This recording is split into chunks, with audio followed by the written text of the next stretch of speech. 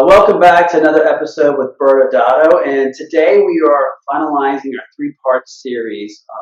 Right now with COVID-19, all of us are being pushed in ways we never anticipated, and one of the ways in which it's impacting us is not only our business but our personal finances. So we've been very pleased that Dave Mandell has been gracious with this time to educate all of you on ideas of the things that you should be thinking about during this time frame. And maybe, I think maybe one more time, Michael, to introduce those who haven't seen the first two. Who is David and how do we know him? Yeah, so David Mandell's with OJM Group. We have a appreciation for OJM Group because their business is really founded and based on education, and they spend a lot of time and resources in speaking at events and writing books. And so we have crossed paths professionally over and over, whether it's on the podium or even being co-authors in the same book. And really appreciate Dave's perspective.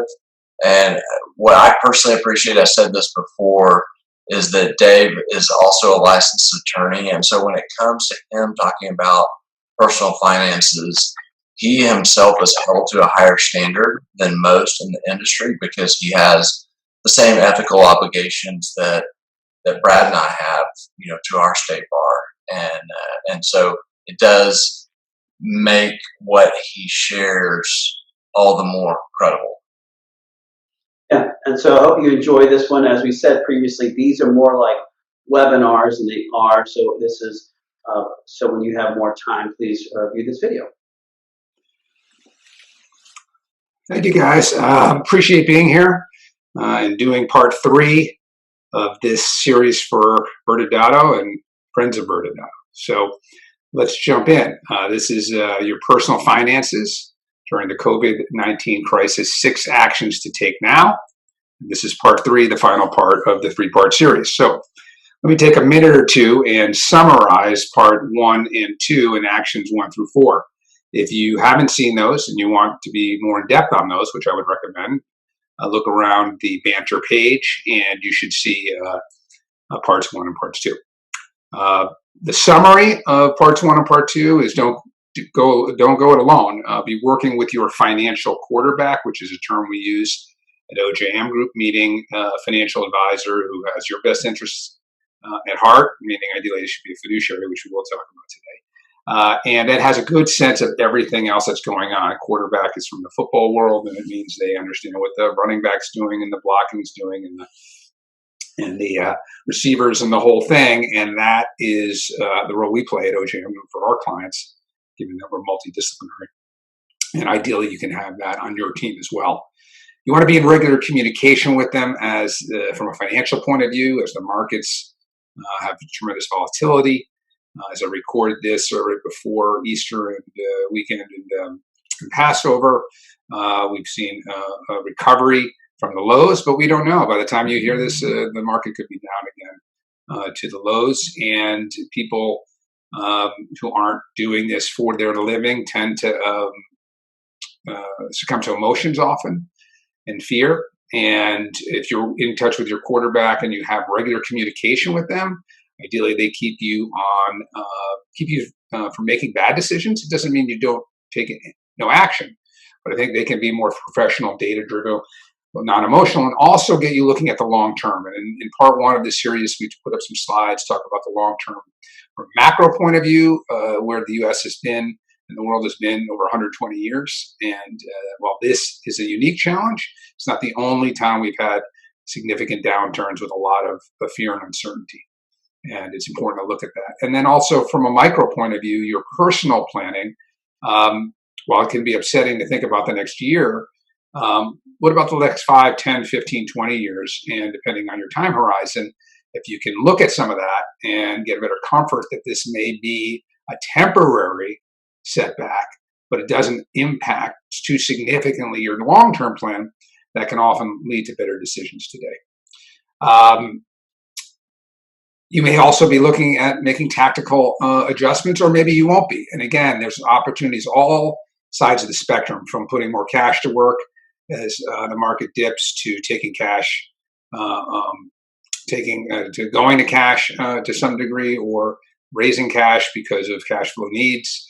Taxes should always be looked at before any transactions are executed. Ideally, you can use some loss and gain harvesting to counteract any tax liability. And then the last action was to review and update your family protection. This is everything, using this downtime from everything to shore up asset protection planning, liability protection planning. As I mentioned in the last, in that part two, we have downturns. There's always an uptick, a significant uptick in litigation.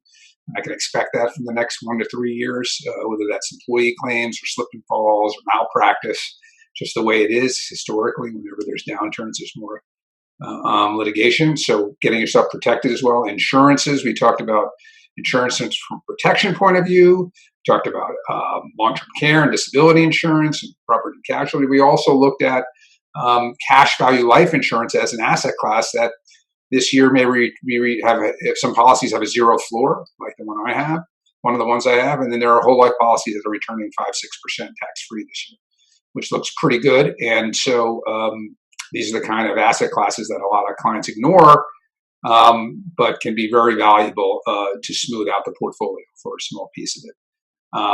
Also, getting your wills and estate planning done. I just got a text today from a business owner who said, I'm finally going to get my wills together to refer me to somebody. So these are the time to do that, and that was part of part two of my series here.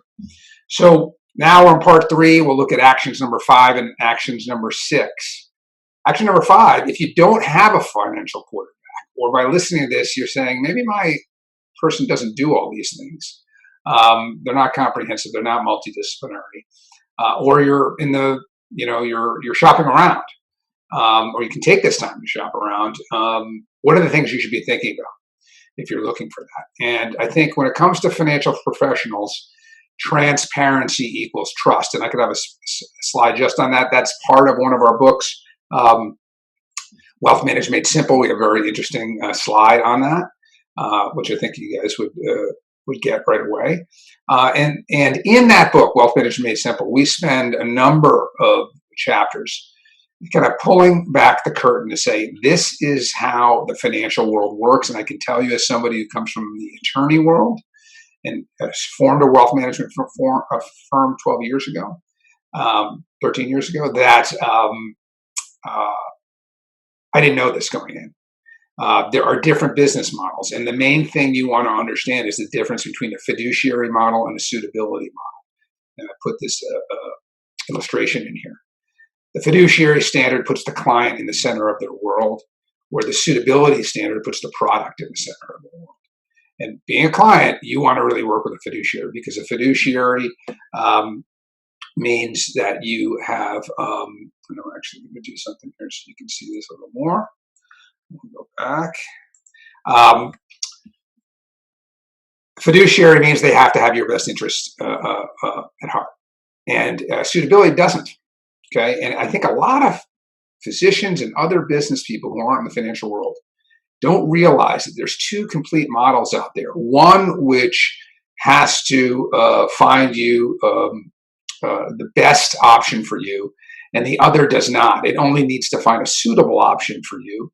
And I'll use a medical analogy for a second, just to show how preposterous this is.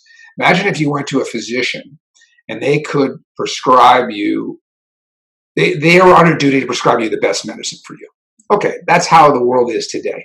Okay, they may have different choices and there may be some drawbacks of one versus the other, but they're basically, a good doctor is going to look at your specific situation, your side of, what side effects they could have, et cetera, and say, this one is the best one for you. Now, sometimes they may be very close, and so they may choose the generic, et cetera, but they have no incentive to use one or the other. And there's been a lot of changes in those rules over the years for good reason. They don't make more money by prescribing a particular drug for you, right? Well, that's the fiduciary standard in the financial world. And we'll bring up an example of that, where, again, our firm is a fiduciary. We're an RIA, Registered Investment Advisor, that's governed by the SEC. So that is the model that we don't make any commissions or kickbacks or anything based on a choice of an investment for a client.